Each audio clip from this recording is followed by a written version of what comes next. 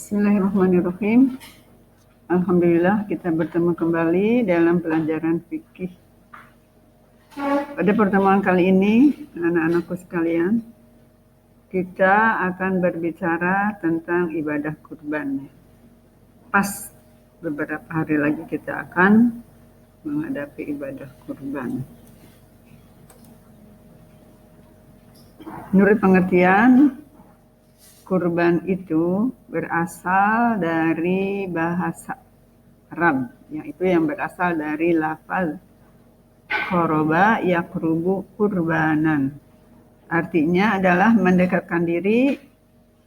Kemudian menurut istilah, kurban itu menyembelih binatang ternak yang telah memenuhi syarat pada hari yang ditentukan semata-mata untuk mendekatkan diri kepada Allah. Jadi tujuannya hanya untuk mendekatkan diri kepada Allah. Perintah kurban yang mudah sekali kita dapatkan terdapat dalam surat Al-Kautsar. Nah, Anas sudah hafal. A'udzubillahi minasyaitonirrajim. Bismillahirrahmanirrahim. Inna a'tainakal kautsar. Fasolli li rabbika wanhar. Inna syani'aka huwal abtar. Ayat 1, Inna a'tainakal kautsar. Sesungguhnya kami telah memberimu nikmat yang sangat banyak. Ayat kedua, fasolli li rabbika wanhar. Oleh karena itu, maka salatlah engkau karena Rabbmu dan berkurbanlah.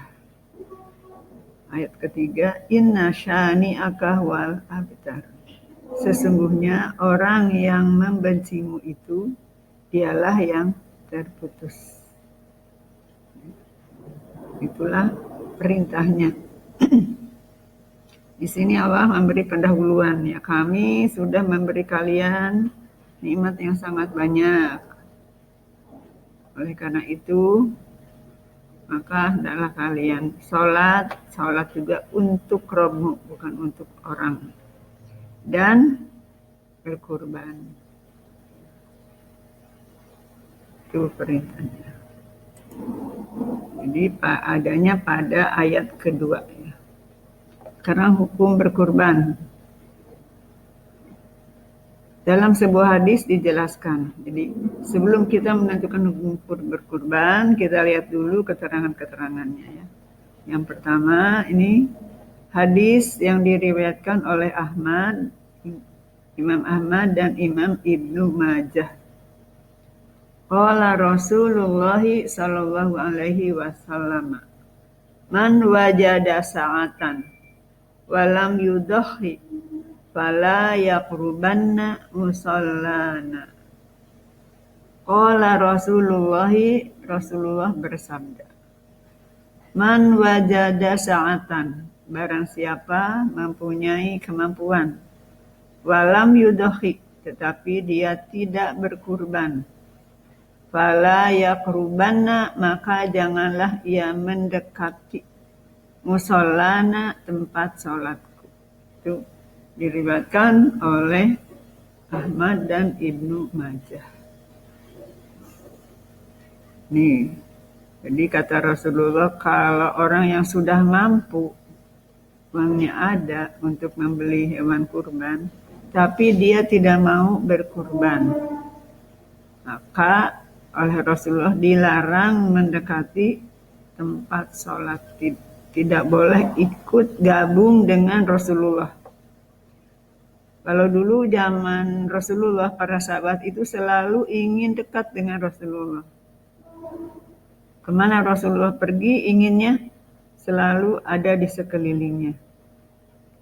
Maka larangan untuk mendekati tempat sholat Rasulullah ini berarti merupakan ancaman tidak usah dekat dengan Rasul. Jadi begitu, tidak usah dekat, jangan dekat-dekat dengan Rasul. Pasti ini suatu pukulan yang sangat hebat ya bagi para sahabat yang selalu ingin berkumpul dengan Rasulullah. Kemudian hadis satu lagi, innal udhiyata laisat biwajibatin walakinnaha sunnatun min sunani Rasulillah. Innal udhiyata, sesungguhnya kurban itu, laisat biwajibatin, bukan wajib. Walakinnaha, akan tetapi, sunnatun, sebuah sunnah, min sunani, dari sunnah-sunnah Rasulillahi, Rasulullah. Ini riwayat Tirmidzi. Jadi kalau dalam riwayat Tirmidzi menjelaskan bahwa kurban itu tidak wajib, tapi sunnah, salah satu sunnah di antara sunnah-sunnah Rasulullah yang lainnya. Sedangkan yang pertama tadi, di situ seolah-olah harus, ya, jadi harus bagi orang yang sudah mampu. Ya, kan diancam, kalau sudah mampu tidak mau berkurban, maka diancam jangan dekat-dekat dengan Rasulullah, jangan dekat-dekat dengan mushola. Maka dari kedua hadis di atas bisa diambil kesimpulan, ya, bahwa hukum kurban itu adalah sunnah tapi mendekati wajib bagi orang yang sudah mampu. Maka biasa disebut sunnah mu'akkad, disebutnya sunnah mu'akkad atau sunnah mu'akkadah. Sekarang kapan nih waktu penyembelihan hewan kurban? Ini sudah maklum semua bahwa hewan kurban itu waktu untuk disembelihnya adalah mulai dari tanggal 10 Dzulhijjah, yaitu pada hari Idul Adha. Setelah sholat Idul Adha hingga akhir hari tasyrik. Nah, ini penjelasan dari Rasulullah. Man zabaha qabla sholati fa innama yadbahu li nafsihi wa man zabaha ba'da sholati faqad atamma nusukahu wa asaba sunnatal muslimin. Rawahul Bukhari. Man zabaha, barang siapa menyembelih, qabla sholati, sebelum sholat. Maksud di sini adalah sebelum sholat Idul Adha. Fa innama, maka sesungguhnya itu hanyalah yadbahu, dia menyembelih, li nafsihi, untuk dirinya sendiri. Berarti itu sama dengan untuk bacakan di rumah. Kalau yang menyembelihnya sebelum sholat. Wa man zabaha ba'da sholati, dan barang siapa yang menyembelih hewan kurban itu sesudah sholat, faqad atama, maka dia telah menyempurnakan nusukahu, ibadahnya. Wa asaba sunnatal muslimin, dan ia telah menjalankan sunnah muslim atau aturan Islam. Itu. Ini berarti awal, ya, awal waktu untuk menyembelih hewan kurban adalah sesudah sholat Idul Adha. Karena kalau menyembelihnya sebelum sholat pagi hari atau pada hari Sawung, hari Arafah, maka itu sama dengan menyembelih untuk dirinya saja. Kemudian berdasarkan hadis yang diriwayatkan oleh Ahmad, kullu ayyamit tasyriqi zabhun, kullu, setiap ayami, hari-hari at-tasyriqi, hari tasyrik, zabhun, itu adalah waktu menyembelih kurban. Ini merupakan akhir, ya, akhir menyembelih kurban. Kalau yang tadi itu awal menyembelih kurban, yaitu ba'da sholati, sesudah sholat Idul Adha. Dan terakhirnya adalah hari-hari tasyrik, itu waktunya. Jadi ada waktu 4 hari ya, tanggal 10 sesudah sholat id, kemudian 11, 12, dan 13 Dzulhijjah. Itu adalah waktu untuk menyembelih kurban. Ini 11, 12, dan 13 Dzulhijjah itu disebutnya hari tasyrik. Sekarang kita lihat, kalau mau menyembelih hewan kurban pasti harus tahu hewannya hewan apa, terus syarat-syaratnya apa. Syarat binatang untuk kurban itu adalah satu, tentang ketentuan umur binatang. Ketentuan umur binatang kurban itu. Ya, untuk domba atau kambing itu musinnah. Musinnah itu sudah berganti gigi. Musinnah, sinun, gigi. Musinnah telah berganti gigi. Kira-kira umurnya itu umur 1 tahun lebih. Umur 1 tahun lebih. Ini keterangannya. An Jabirin, dari Jabir. Qala, ya berkata. Qala Rasulullah sallallahu alaihi wasallam. Rasulullah telah bersabda, la tadbahu, janganlah kalian menyembelih illa musinnatan, kecuali musinnah. Jadi kata Rasulullah, jangan menyembelih hewan kurban kecuali musinnah. Berarti harus musinnah. Musinnah itu tadi sudah berganti gigi, umurnya kurang lebih 1 tahun lebih. 1 tahun mau ke 2 tahun, itu musinnah. Tapi selanjutnya kata Rasulullah, illa ayyak suro alaikum, kecuali kamu merasa sulit, fatadbahu jaz'atan, maka boleh menyembelih jaz'ah.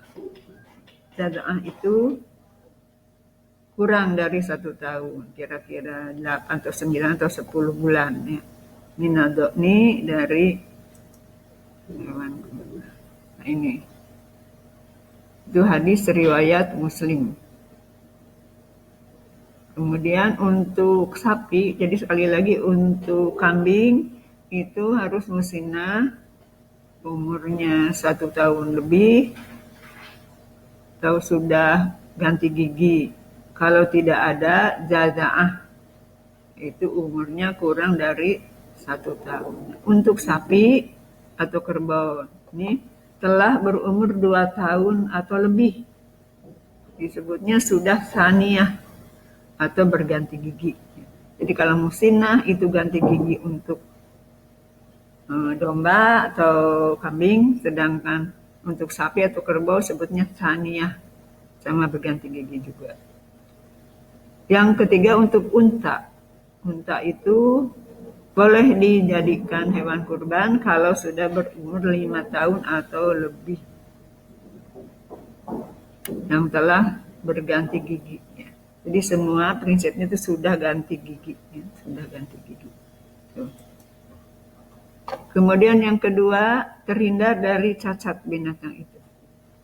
Tadi usianya harus pas, sudah ganti gigi, kecuali kalau sulit, untuk kambing boleh kurang sedikit. Sedang yang kedua adalah syaratnya harus tidak cacat. Hewan kurban itu harus sehat, tidak boleh cacat. Nah, kalau ada cacat, maka bisa-bisa tidak sah kurbannya. Nah, cacat yang sangat diperhatikan oleh Rasulullah, diwanti-wanti, ada 4 macam cacat. Yaitu seperti yang disampaikan dalam hadis, kita baca hadisnya. Anil Barra ibni Azibin radhiyallahu anhu qala, qama fina Rasulullah sallallahu alaihi wasallam faqala arba'atun la tujzi'u fil adhi al-awra'u al-bayyinu amru wal maridu al-bayyinu maraduha wal arja'ul bayyinu dzul'uha wal ujfa'ul lati la tunki atau la tunaki. Riwayat Ahmad dan yang 4. Nah, anak ingat yang 4 itu siapa saja? Dilihat di mustalah hadis ya. Yang 4 itu Abu Daud, Nasa'i, Ibnu Majah, sama siapa? 4 ya. Ditambah Ahmad. Sekali lagi hadisnya, kata Rasulullah. Ini sabda Rasulullah. Arba'atun la tujzi'u fil adhi. Al-awra'ul bayyinu awruha. Wal maridul bayyinu maruduha. Wal arja'ul bayyinu zul'uha. Wal ujfa'ul lati la tunki. Artinya, ini dari Bara bin Azib, dia berkata, Rasulullah berdiri di antara kami dan bersabda, 4 yang tidak cukup untuk hewan kurban. Jadi tidak cukup untuk dijadikan hewan kurban, yaitu yang sakit, yang nyata-nyata sakitnya. Pertama yang matanya buta, ya buta sebelah. Ini tertinggal di artinya nih. Buta sebelah sehingga jelas butanya. Kemudian yang kedua sakit, yang nyata sakitnya, jelas sakitnya. Kemudian yang ketiga yang pincang, yang nyata pincangnya. Dan yang keempat yang kurus dan tidak berlemak. Jadi ada 4 ya, ini di artinya ada yang tertinggal, anak-anak bisa tambah ya. Yang pertama itu al-awro. Al-awro itu adalah yang buta sebelah. Kalau bahasa Jawa apa ya? Picek ya. Matanya buta sebelah, picek ya. Gitu. Kalau orang Sunda pecak itu buta sebelah. Itu yang ke-1, yang kedua yang sakit, yang ketiga pincang, yang keempat kurus, betul sampai tidak berlemak. Semuanya harus jelas. Sekarang hewan dari dilihat persyaratan dari jumlahnya, jumlah hewan kurban itu berapa? Seekor kambing untuk 1 orang, unta untuk 7 orang, dan sapi atau kerbau untuk 7 orang. Ini hadisnya. An Jabir bin Abdullah qala. Naharna ma'a Rasulillah sallallahu alaihi wasallam amal Hudaybiyati al-badanata an sab'atin wal baqarata an sab'atin. Dari Jabir ibnu Abdullah, dia berkata, karena kami berkurban bersama Rasulullah Shallallahu Alaihi Wasallam pada tahun Hudaybiyah, yaitu unta untuk 7 orang dan sapi untuk 7 orang. Di Indonesia ada yang seperti dengan sapi, sama ya, mirip sapi, yaitu kerbau. Karena ingat usul fikih ya, itu masuknya apa? Kias. Diulang lagi. Sekarang pembagian daging kurban. Kalau kita melihat di hadis-hadis itu tidak ada yang menjelaskan secara rinci ya. Berapa bagiannya. Hanya ini dalam Al-Quran surat Al-Hajj ayat 36 dijelaskan bahwa yang berkurban pun boleh makan. Ini ayatnya di tengah-tengah, ini di tengah-tengah ayat, tidak dari awal ayat. A'udzubillahi minasyaitonirrajim. Fakulu minha wa at'imul qani'a wal mu'tarra. Fakulu minha wa at'imul qani'a wal mu'tarra. Dalam surat Al-Hajj ayat 36. Fakulu, maka makanlah minha, sebagian darinya, di antara daging itu dimakan. Tidak semuanya, sebagian aja, sedikit. Wa at'imu, dan berilah makan al-qani'a, yang tidak meminta, wal mu'taro, yang meminta. Jadi ada orang yang dia itu kurang mampu, tapi ada yang berani meminta, ada yang meminta. Berarti tidak usah menunggu diminta ya, siapa saja boleh diberi dari hewan kurban itu. Itulah sekilas tentang hewan kurban. Alhamdulillahirabbil alamin. Mudah-mudahan anak-anak nanti bisa menyaksikan pada saatnya, yaitu pada hari Idul Kurban, bagaimana panitia mengadakan pemotongan hewan kurban. Ibu harapkan anak-anak bisa ikut, bisa melihat ya, bisa melihat. Kita tidak bisa praktek menyembelih kambing di sekolah, apalagi sekarang begini. Jadi cara yang lain adalah dengan menyaksikan, melihat bagaimana cara menyembelih. Ini bekal untuk anak di kemudian hari. Kemudian boleh difoto tuh, difoto ya. Ada tuh, silahkan anak-anak menyaksikannya di tempat masing-masing. Anak-anak di Kebaharan ya, yang di Kebaharan, yang di Unyur, lihat yang di Unyur. Yang di Angsoka, yang di Kasemen, ya di mana saja. Mungkin ada yang di tempat lain, boleh di tempat masing-masing ikut menyaksikan bagaimana menyembelihnya, ada berapa hewannya apa saja, kemudian pembagiannya bagaimana ya, biar menjadi obat tidak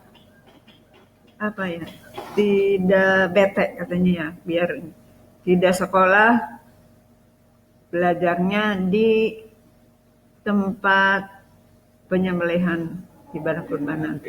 Itu juga sama tuh, belajar juga. Ya nanti hasil kerja anak-anak di situ disampaikan ya ke ibu ya, ditulis. Ya. Terima kasih. Mudah-mudahan kita bertemu lagi. Oleh Allah masih diberi kesempatan. Assalamualaikum warahmatullahi wabarakatuh.